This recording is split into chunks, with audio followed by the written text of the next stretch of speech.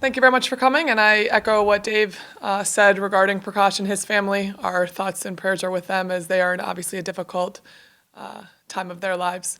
As for the women's basketball team, we are excited to host Western Illinois here on Wednesday. They ran us out of their home court in their home gym, and so our emphasis on Saturday and these 2 days here are certainly transition defense and being able to match up, contest, and just contain how they play. Their style of play is very different than many teams in our league. They would rather shoot a three than anything else, and certainly that's effective for them, but our ability to contain that and make those contested, more difficult shots is our utmost or our biggest challenge right now. And then we'll go on the road to Fort Wayne on Saturday. That's a team that is looking for more victories. They have one, and so they're certainly trying to figure out their culture, what they do well, but anybody playing at home is a little bit better than they were when they are on the road. Any sense of some of these freshmen hitting maybe a wall later in the season here? I think they're all experiencing it in different ways, mentally or physically. I did enjoy that we had a bye week on Saturday. We did not have a game, so we were able to get a lighter practice in, surrounded by two off days for rest. Then we'll have our usual preparation, maybe a few less reps for some of the freshman starters.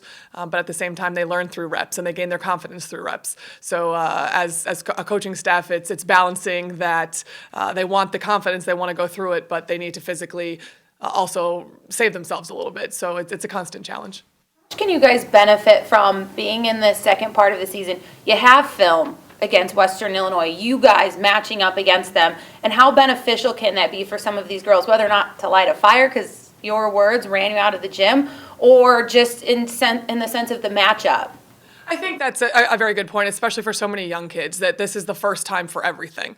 And so now it's not. It's the second time. But there were positives. We scored 80 points, which might have been a season high for us at Western. So it wasn't all for loss there. But our defensive intensity was not where it needed to be. So there are certainly positive things that you can take from film, whether it's Western or Fort Wayne or anybody that we've played now the second time around, to use as teaching moments. Kind of like Dave said, you want to teach from the wins. And whether it's a win, a W at the end of the day, or a win in that possession, meaning we scored, we executed well, that positive reinforcement is something that anybody, but especially these young freshmen, really thrive for. You held South Dakota State almost 7 minutes without a point in the second quarter down in Brookings. How do you take that 10-minute period and turn it into 40 minutes with the kids? I was really proud of our competitiveness. That was something that we'd certainly lacked in the last couple of weeks. And so it starts with our guards. It starts with Sarah and starts with Taylor. They're the ones that are pressuring the ball. And Tyra, they're the ones that are out there, right, on the three-point line and picking up the basketball.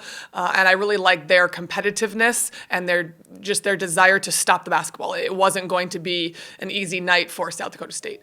And so that's something that we need to and we will grow from. But again, it's the positive film of when you put more effort here, or when you start moving before the shot goes up, or some of the smaller details. When we start early in that possession, we get our work done early. The end of the possession is much easier. So it is easier said than done. I understand that, but building habits is what this is about, and getting a little bit better. And so taking one quarter and turning it into two and turning it into three, and then progressing is the name of the game. Are the players eager to get another crack at Western Illinois after the game down in Macomb? I think they probably are. We haven't talked a whole lot about it. Just with our off game, our bye game. I want to make sure that it's as much as a mental break as it is a physical break. So a lot of what we did on Saturday, we might have known it was in preparation for Western, and I don't think they necessarily saw all of it. At least the younger players maybe didn't see all of it. That it was just one day of practice. Let's get a little bit better today, and then take another day off. So from that mental break as well, but they will be fired up, and we will have candid conversation about what needs to happen in practice today and tomorrow. With the tempo that Western plays, how valuable is it to have fresh legs going into that? It's very valuable, and one thing I'm excited to have back from the first time we played Western is RJ. She did not play in that first game, and so that's just one less body. And she's a very agile post player and can run the floor very, very well. So having another person in the rotation, especially a post player, will certainly go to our advantage, provided that we use it. Any thoughts on your rotation? Sticking with what you do? Yeah, I'm very happy with the growth and the progress. It's nice to see Emily Spear moving a little bit better. It's been some time since she had that injection at the over Christmas break, and I think that she's gained some strength through the rehab that the injection has allowed her to get. So I was really happy with just her mobility at South Dakota State.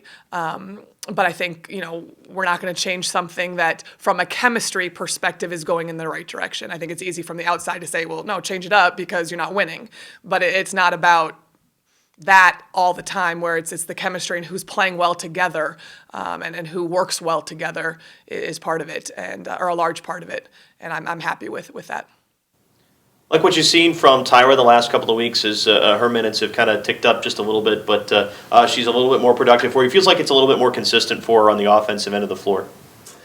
Tyra's a fun kid. She's very coachable, and she will spend time after practice and call coaches out and call Morgan and call Ryan, or if I said something, she'll call me out to do it again, to do it slower, to speed it up with contact, and so her growth and her progression is a lot on her and her desire to get better, and that's something I really like about her. And I think the more confidence, the more reps that she gets, the more confident that she gets. That's what you see very positively, and how she can positively impact our team.